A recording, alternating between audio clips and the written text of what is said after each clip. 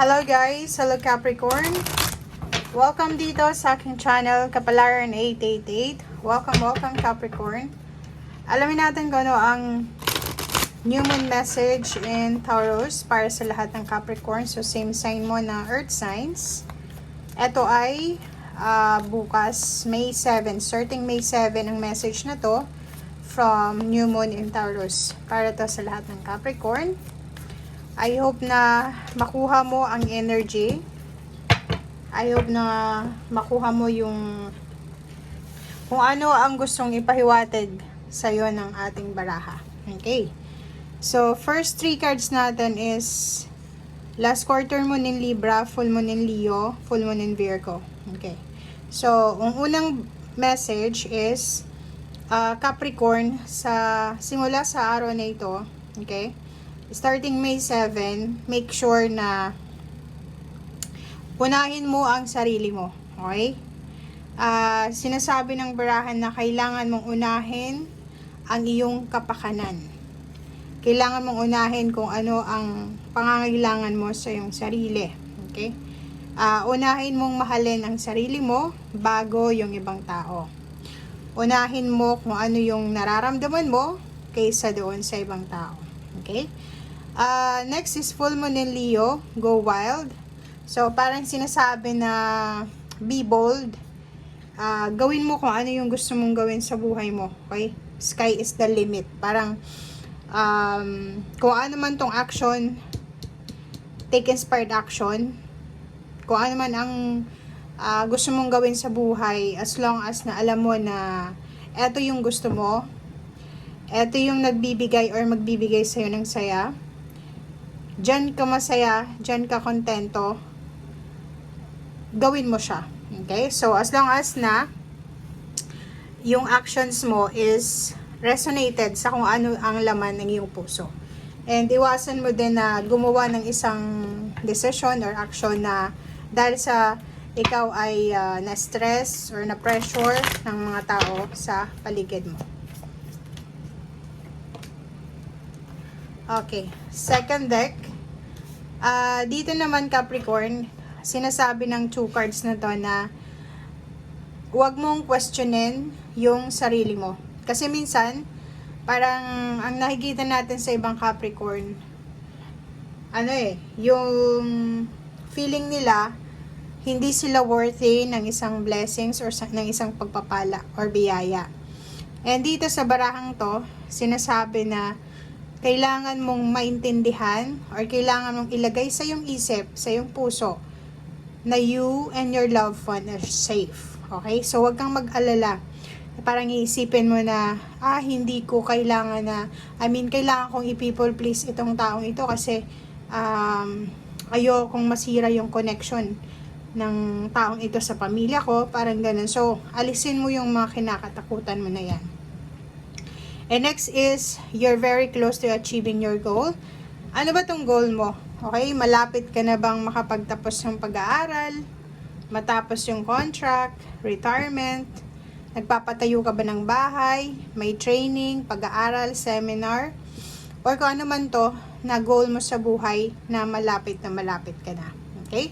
So, it's a confirmation, Capricorn, na kung ano man itong ginagawa mo sa ngayon, sacrifices, duties, responsibilities, yan ay may kaakibat na positibong outcome. Okay?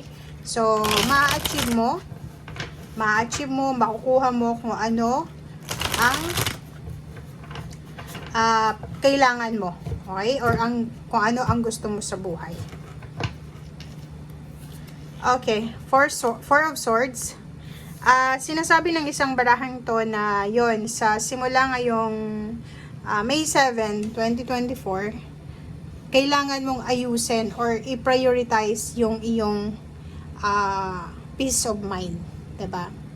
Kailangan mong i-prioritize kung ano ang magdadala, magbibigay sa'yo ng peace of mind. Diba? So, yun nga yung sinasabi sa'yo dito na self-love, meditate, contemplate, relax, pag-isipan ng dapat gagawin, huwag kang gagawa ng desisyon ng hindi mo pinag-iisipan, and dapat yung decision making mo, yung actions mo, ay resonated sa kung ano yung gusto mo. Okay? Next card is Emperor. 44 guys. So, it's a balanced, stable, secured number. Nakikita natin dito na may empowerment na babalik sa buhay mo. If for example, dati, na-trinidor ka, binackstab ka, iniwasan ka, or kano pa man. Ang Emperor card na to, parang sinasabi na hawak mo yung empowerment ngayon. You're empowered, 'di ba? Magagawa mo, kasi ang Emperor ganun eh. Nagagawa niya kung ano yung gusto niyang gawin sa buhay. Nakukuha niya kung ano yung gusto niyang makuha dito sa mundong ibabaw. And yung action niya, hindi siya gumagawa ng action na dahil lang sa siya ay Emperor. Hindi. Tinitimbang niya yung sitwasyon. Hindi siya masyadong emotional sa kanyang decision making.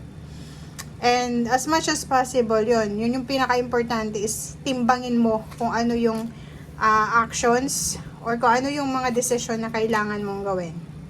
Dito din sa 8 of Swords and 10 of Swords, if ever man nasa stagnant na situation ka, money, relationship, or kano pa man, sinasabi ng barahan na makakaalis ka na dito sa stagnation na to. So, ang daming restrictions dito. Marami kang gustong gawin, hindi mo magawa dahil kulang ka sa pera, kulang ka sa resources, kulang ka sa oras, kulang ka sa experience, basta may kulang sa'yo. And sinasabi ng barahan na huwag kang mag-alala kasi ano man ang pagkukulang na to, ay posibleng makaka-recover ka. Makakaalis ka dyan.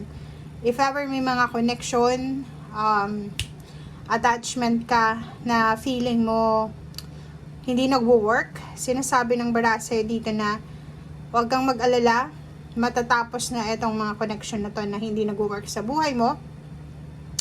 On the way ka na doon sa celebration, Capricorn. On the way ka na doon sa partnership, collaboration, and happy moments, financial success, financial new beginnings, prosperity, and abundance. And last card mo dito is King of Swords. Ang kailangan mo lang para makuha kung ano itong sinasabi ng baraha is focus. Mag-focus ka sa sarili mo. Yun nga, make time for yourself, self-improvement. Instead na kontrolin mo yung sitwasyon sa paligid mo, why not i-improve mo yung sarili mo? Kasi ganun eh, wala tayong control dito sa mundo, wala ka din control sa mga nangyayari sa mundo, pero may control ka sa sarili mo. Okay? So, yan guys ang sinasabi ng baraha. Thank you and see you again. Bye!